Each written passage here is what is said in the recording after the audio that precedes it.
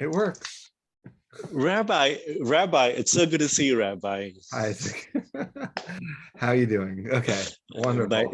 doing well, Rabbi. Thank you. It's so good to see you. Been looking forward to our call. Thank you for making time. And um, So at this pace, it might take us a couple lifetimes to finish Matthew. So that's fine. There's a joke I saw once by a guy named Jose Faor, and he says that Ashkenazi people, they have to believe in reincarnation because there's so many commentators on the Talmud that if you don't believe in reincarnation, you can never really get through all the comments and text. So I feel at our pace, we might have to believe in reincarnation at this point to get through this. isn't there this the philosophy within Hinduism that each one is we have 7 rebirths, so we're born 7 times. We have a different birth every time, and karma leads one to the other, but the point is taking perfection and becoming godlike. It takes There you from go. More like God. Like I always think it's so funny that a lot of these Moses, a lot of Devarim, the Deuteronomy is supposed to be Moses' last day on earth, and right now we're I don't know how far into the Sermon on the Mount, and at least these things are purported to be historical events that took place in like one shot. And we're like 1 year into the Sermon on the Mount, and something that would have taken less than a half an hour to say over. I always think it's the irony of the difference between time commitments of the original text. How long did it take to write it versus how long it takes to study it. So now, wouldn't you say that's more a reflection of how we view this, right? So the author did. So the author, do you think that the author meant that folks would read this as this happening in a single Well, day, I or think prophetic texts, texts that a religious community believes to be holy, is meant to have infinite meaning. That's what makes the Gospel of Thomas different than the Gospel of Matthew, according to Matthew, is that the community, either at Council of Nicaea or earlier when it was canonized, it became a text that has more meaning than at first glance. So I think that's what a holy text means. There's actually, again, not to quote the same man in one, I don't think we ever mentioned his name, this guy, Jose Faor, he actually defines a holy text that way. He says a holy text is one that we have like a divine license to interpret in multiple facets, in multiple different ways. And that's what makes it holy. So yeah, so we have to say that there's this understanding between the people and the divine that we have this license, so we have to go wild. If anything, we're maybe not giving it enough. We generally only offer 1 or 2 interpretations. Maybe we should go up to 100 or 1,000. I think that's well put. And so it's that we are called, that we have a duty to put effort to understand to understand what the scriptures say, and there is more than one way to interpret what these things could mean from different lenses. It could mean different perspectives. But I don't think you're saying that all perspectives are equal, right? You're also saying, would you No, also want? there's a famous line my wife and I sometimes say. There's a phrase in Tom that there's 70 faces to the Torah. It means there's 70 interpretations, and we always say 70, not 71. There's a cap. Yeah, we're not being postmodern about interpretation, that it could mean anything. When we read Lily today, we won't think Lily means Lilith the demon. We're not going to go there. Uh-huh. No, thank you. And some of my takeaways from my early sessions are it's antinomianism and super arrogation. And super arrogation, the point of saying it's not this. And so in a way, by Jesus being super arrogative, he was giving a different interpretation of the text. So would you take this to the next, that his definition of super arrogation was just a different reading of the text. And so well, again, we probably wouldn't call that super arrogative. We'd call that going in a different direction and reinterpreting. We spoke about. I don't know if that would be super arrogative. If you're super arrogative in a way that if someone says you take out the garbage and you go and take the garbage outside and put all the garbage pieces outside your house and say I'm being super arrogative, people will probably not say you're going beyond the letter of the law in that situation. Okay, well, where we are, just is we're actually still in the middle of not only the middle of sermon, but middle of a topic on anxiety. And we're kind of like we stopped at 628 and now we're in 629.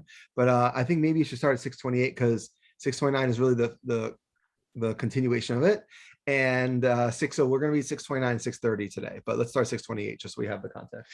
yeah, Rabbi, thank you. On that note, the Gospel according to Matthew, chapter 6, verse 28 onwards. And why are you anxious about clothing? Consider the lilies of the field, how they grow. They neither toil nor spin. Yet I tell you, even Solomon in all his glory was not arrayed like one of these. But if God so clothes the grass of the field, which today is alive and tomorrow is thrown into the oven, will he not much more clothe you, O you of little faith? Wow, it almost feels heavy as you're reading it, right? It's like a difficult read a little bit. To Uh, me, it seems like a fantasy. When I read this thing, it seems like a fantasy, right? So life is not easy. Life is hard. Like people go through, life is in the wake of all the shootings earlier this week. Life is so uncertain, and when I read this thing, sometimes it seems to me sometimes at a level very imaginary, as well, in it's meant to be an idea, well, there's a lot of elements of this which are hard to understand, and maybe this is one of the things that you're pointing to. So this section that started on 625, there's actually two separate parables which are parallel to one another. One is, this one's about lilies and clothing, and the first one, which was on 625 until 627, was about birds and food. And the birds and food is a very natural parable. Birds, who feeds them? They have to go and find stuff. They have to use nature. They are part of nature, and they're fed. But then we go to lilies and clothing. And let me tell you, no one in the whole human race has ever looked at a lily and said, that lily is clothed. No one has ever said that. And that's right. it's such a funny parable, because we just had birds and food. Where else do we see natural clothing?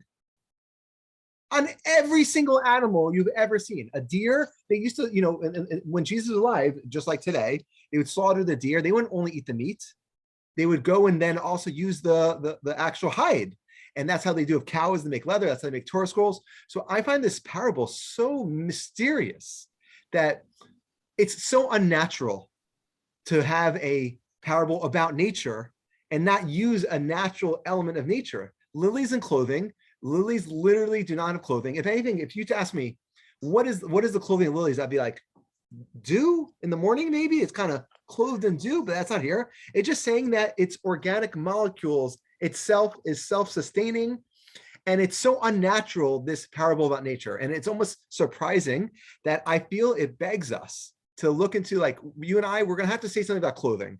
We're gonna have to say something about nature at this, because this is so out of whack with the last one, which talks about birds and clothing. And I know we spoke about, when we talk about Jesus by the ocean, sometimes that there maybe was two versions of a story. And then when the author was putting together Matthew, he might have put both stories next to each other, because he venerated the word so highly.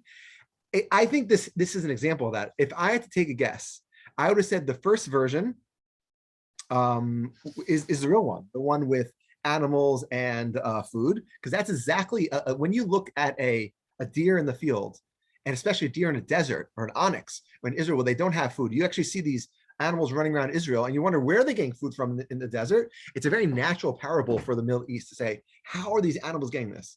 But lilies, which also aren't as common, except in the greener areas, it's a very unnatural, and therefore I would venture to say the first one would be probably the more authentic one. This story does show up. Both of these stories do show up in Luke and not Mark, and take that whatever you want to take from that.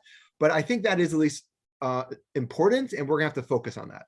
Okay. So yeah, so could it also mean, well, thank you for this background though. So you verses 26 and 25 and 26, they mentioned about, the birds of the air, and the birds of the air, which is animals and all, and then 28 onwards it goes to lilies. And so it's an exact opposite. So in some ways, Well, was they're this both part of nature, right? So they're not exact opposite. It's just no one looks at lilies and questions how they grow. Even maybe there should be maybe you should look at lilies and say it's just as miraculous, but no one does. Everyone looks at the animals and say, wow, it's amazing. Lilies are just happening. So would you say that it was put this way to draw an intense reaction, or to draw a focus towards what is they trying to say? It seems so bizarre that, to your point, we would not think of lilies in When clothing. I look at the commentators on this, I don't see anyone who points out like my distaste in the second parable. I find it so cumbersome, so tough to understand, that there has to be some deeper message, and that's where we're gonna investigate that. I think that's my starting point is not about lilies and clothing, but like why lilies and clothing. Usually when you think of parables, you're supposed to think of the deeper message, but Deeper I message. don't see it. Okay. So that's the first point which we want to talk about. So number two, we already finished verse 28 last time. So yet I tell you, even Solomon in all his glory was not clothed like one of these. So first of all, it's really interesting. Nowhere do we really talk about Solomon's clothing. King Shlomo Melech. We don't talk about King Solomon's clothing anywhere in the Bible. We actually talk about clothing all the time for priests. We talk about clothing all the time in the book of Esther about Haman versus Mordecai. We talk about clothing all the time by Joseph. We talk about clothing a ton. But by King Solomon himself, no clothing. So yeah, would you like to say something? I'm intrigued, right? As a Jewish person, what does King Solomon mean to the Oh, Jewish okay. to the Jewish faith, right? So we've heard of David, that Jesus was the line of David, and David was the chosen one, and so King Solomon is definitely the scion of David. But in Jewish tradition, even in this century, he'll be viewed as, there'll be a couple of things that'll be associated with him. Number one, he'll be viewed as the richest and wisest person ever. So in Kings 10, it talks about that in the first book of Kings. And this could be said, like, if he's the richest person, hence he has the nicest clothing. That would be one interpretation. Yeah. Would you take that to be true? Like, would you state with claim, when they say he's the richest and wisest person, would you take it to be a statement of fact, or take it as I think that, if you look at the story in the Bible, it's very clearly not an IQ story of Solomon. When it says he's the wisest person, it tells the story of the two prostitutes who come, and one has a dead baby and one doesn't.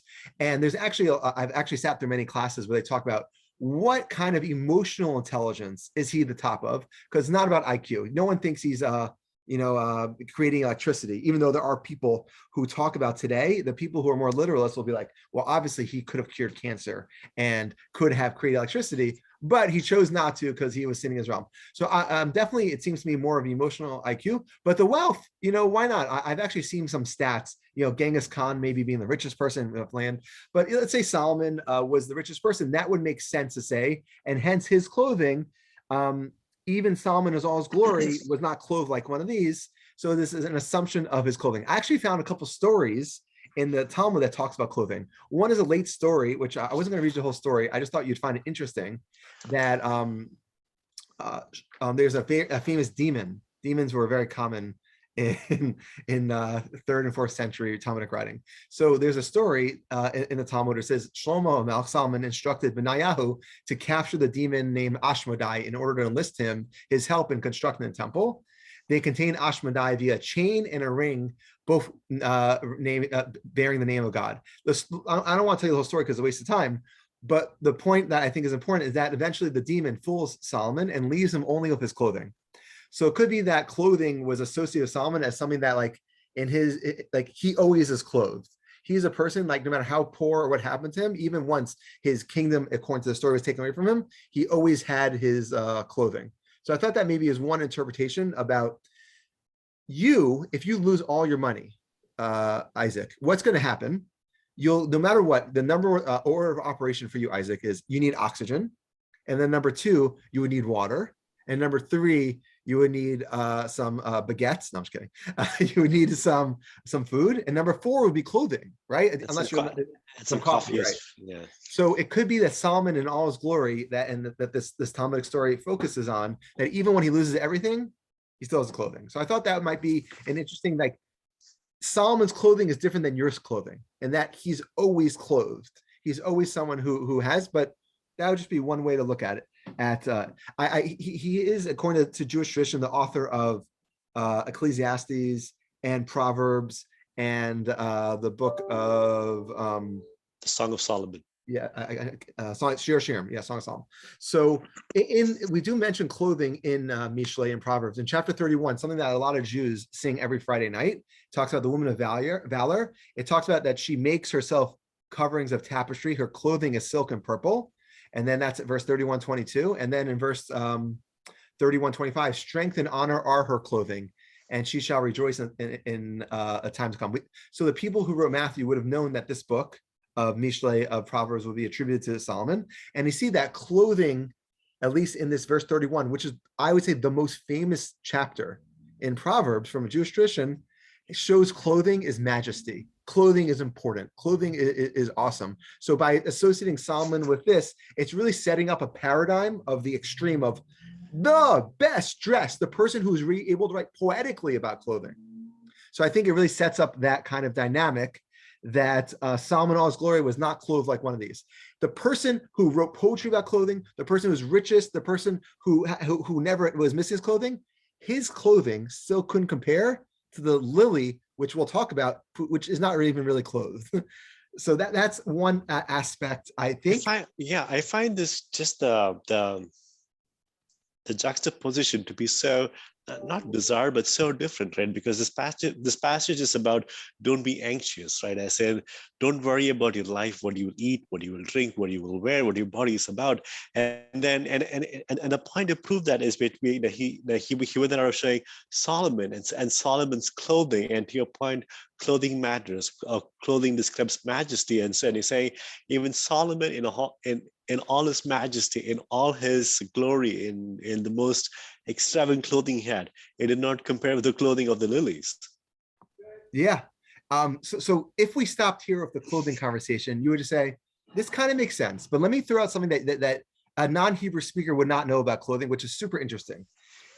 We all know that a story of Adam and Eve, that clothing is kind of like a bad thing a little bit, right? Because they were unclothed, they were naked, they were happy, and then God said, no more, you guys sinned, clothing.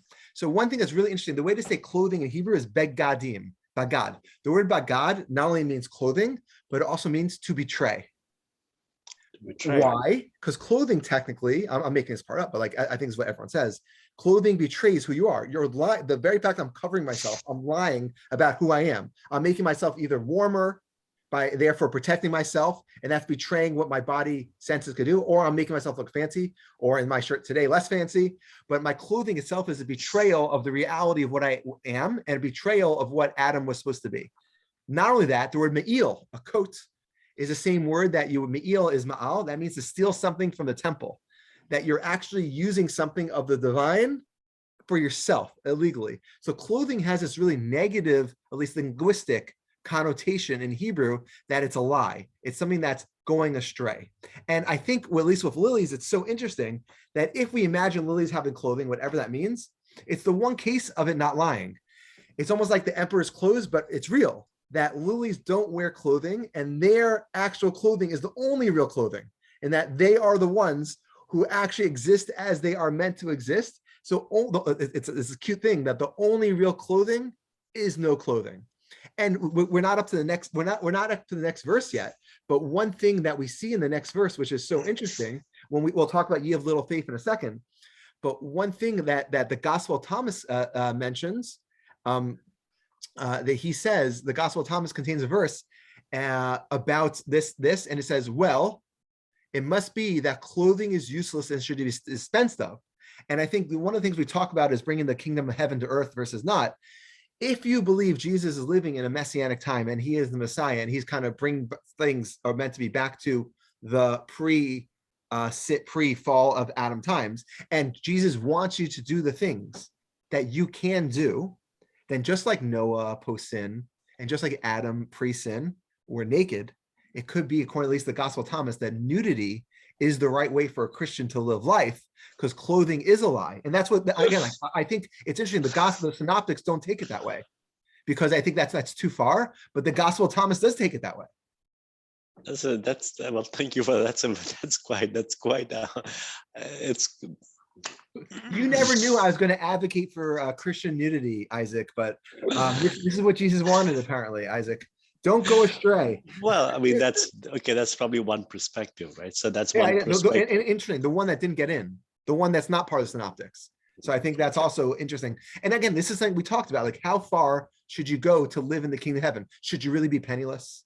Should you really not have a family? Should you not get married? Should you not eat? Should you rely on God for food? This is what this parable is saying. And an extreme version of that, of an ascetic lifestyle, which we know is to be nude. One of the most famous rabbis of all time, of Shimon Bar Yochai, when he went to a cave, it says every day he would take off his clothing and he would lie naked under the sand. And this is one of the classic monk tropes that we see in Christianity for ascetics, that clothing is evil. but not because it's evil, because it's this thing it's almost In a living a physical lifestyle. Yeah. So could I ask you, a more, a rhetorical question?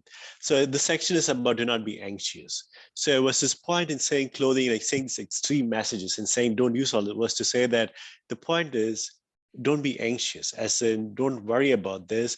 The point of saying if you're worrying about clothing, you can have all the great clothing in this world, but then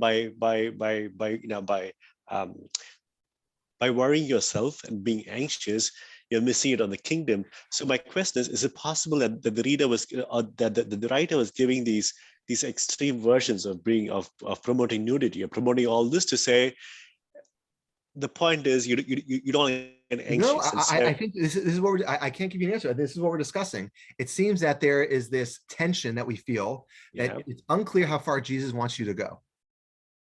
Does Jesus want you to be an ascetic? Like, again, I feel like if you ask like different Christians, you'll get different answers. You ask like a Catholic or Protestant versus a monk.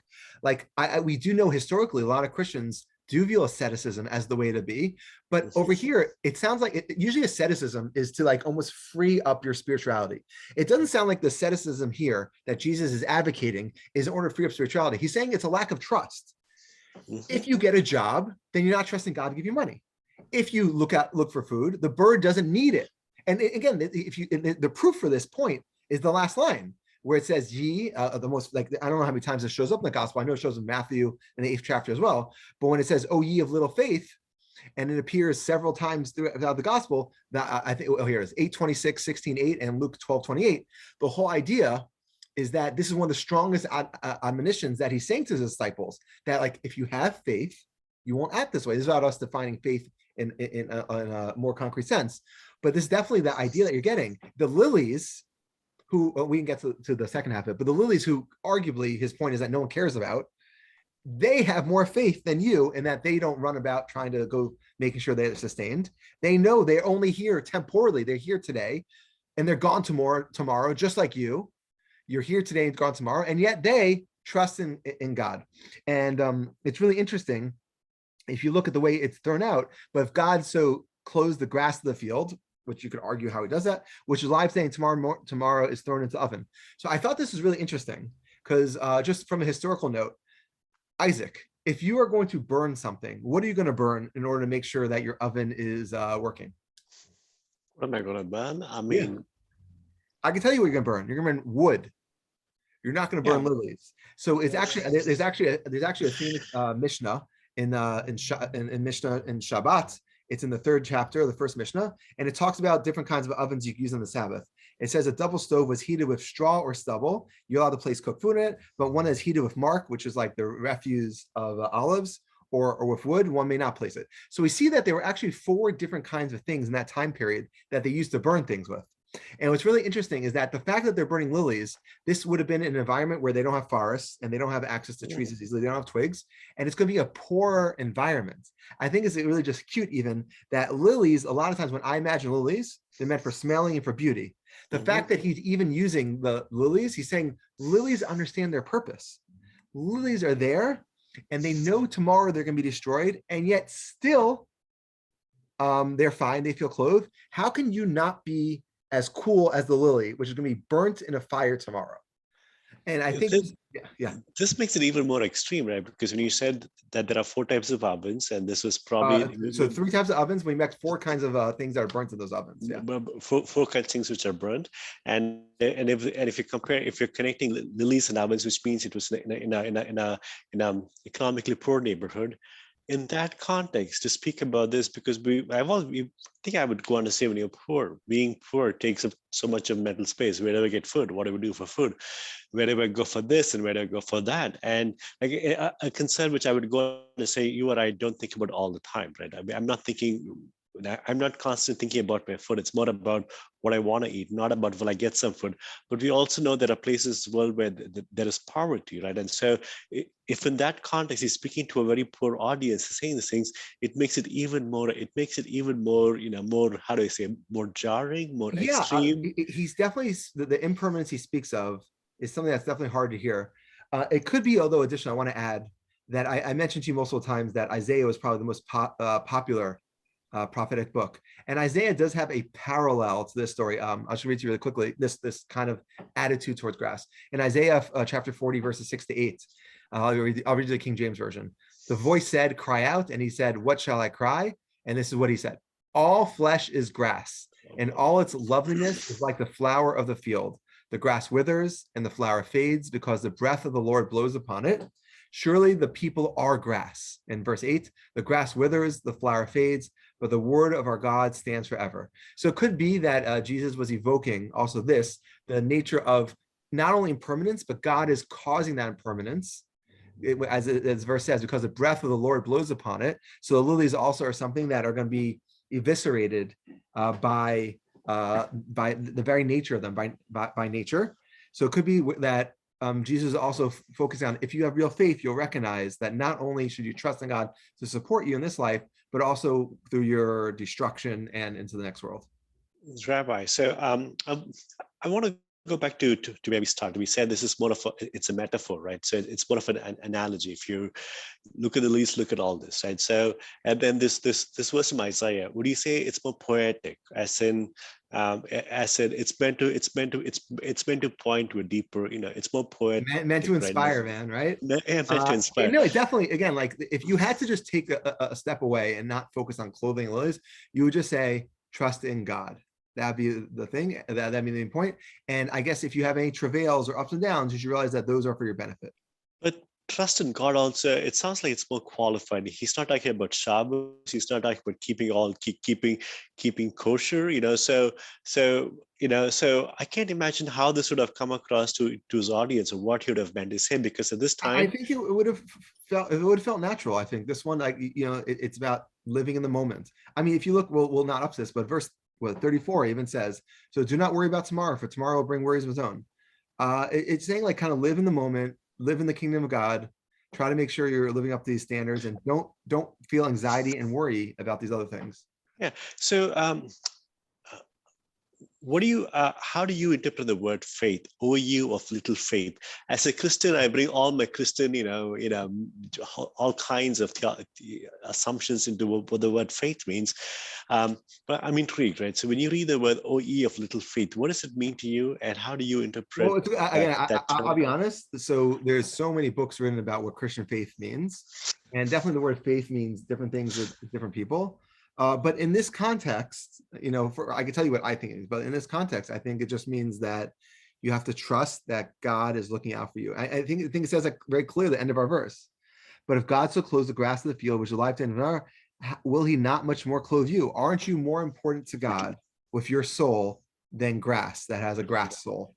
Okay, but okay, I want to focus the question again. So within the Jewish faith, as a Jewish person, what does the word faith mean to you? It means so many different things. So generally, I can't even answer without speaking for an hour, but I'll give you a couple, like, very, very quick answers. For some people, faith means blind faith, means that you have to believe in God without sources. For other people, faith means that anything that you can't prove, that is faith.